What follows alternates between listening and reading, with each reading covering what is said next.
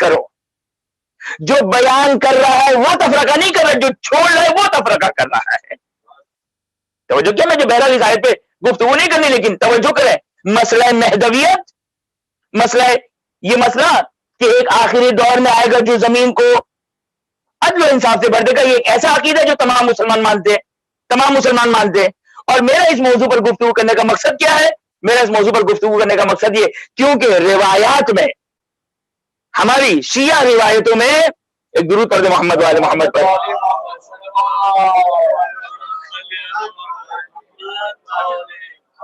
نعرہ حیدری, نعرہ حیدری, اور محمد والے محمد صلوات.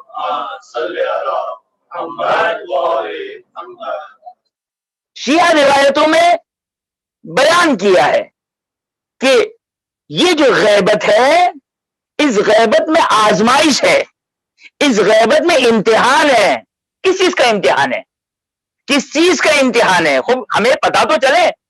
اگر میں اپنے بچے سے پوچھتا ہوں کہ امتحان دینا ہے, اسے کہا کہ ہاں بابا میں نے تیاری کر لی ہے. کیا تیاری کر لی؟ میں نے نہا لیا, میں نے کپڑے استری کر لی, سب کچھ. آج کس چیز کا پیپر ہے؟ نہیں وہ مجھے نہیں معلوم ہے, وہ وہاں جاؤں گا تو دیکھ لوں گا. چلو وہاں جانے کے بعد بھی اگر بہت ہی ہوشیار ہے تو وہاں جا کے بھی حل کر سکتا ہے. یہ تو امتحان چل رہا ہے, اس کے باوجود ہمیں معلوم ہے کہ ہمارا کس چیز کا امتحان ہے. اگر نہیں معلوم ہمارے بچوں جوانوں کو تو المیہ نہیں ہے, ڈینجر پوائنٹ نہیں ہے, کہ ہمیں یہی نہیں معلوم ہے.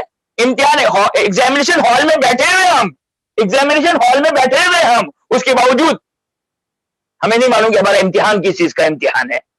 چلے خیر, یہ اتنا زیادہ اعتراض والی بات نہیں ہے, کیونکہ بہرحال اگر ہم اپنی شرعی ذمہ داری کو اگر پورا کر لیں, تو شاید ہم سمجھیں گے آٹومیٹک. لیکن نہیں, اس میں بھی ہمیں چونکہ معلوم نہیں ہے کہ ایگزیکٹ ہمارا امتحان کس چیز میں ہے. دیکھیں روایات انشاءاللہ کی خدمت میں بیان کروں گا کہ یہ جو غیبت کا زمانہ ہے, یہ جو غیبت کا دور ہے, یہ ہمارا امتحان کا دور ہے. اور ہمیں پتا ہونا چاہیے. آپ کہیں مولانا ہم اپنی شرعی ذمہ داری پوری کر لیں گے تو خود بخود پوری توضیح مسئلہ عمل کر لیں گے تو آٹومیٹک ہماری جو کہ وہ امتحان میں ہم پاس ہو جائیں گے, ہمارا امتحان کامیاب ہو جائے گا, ہم نے شریعت پہ عمل کر لیا. نہیں, اس پہ پوائنٹ آؤٹ کرنا ضروری ہے. اگر ایسا ہی ہوتا تو امام کہہ دیتے, آئمہ کہہ دیتے کہ تم یاد رکھو تو شریعت پہ عمل کرتے رہنا. نہیں, آئمہ نے پوائنٹ آؤٹ کیا ہے, آئمہ نے ہائی لائٹ کیا ہے امتحان کو, بتایا ہے امتحان کس چیز کا امتحان ہے. لہذا یہ جو غیبت ہے کہ روایتوں نے بیان کیا کہ انشاءاللہ روایت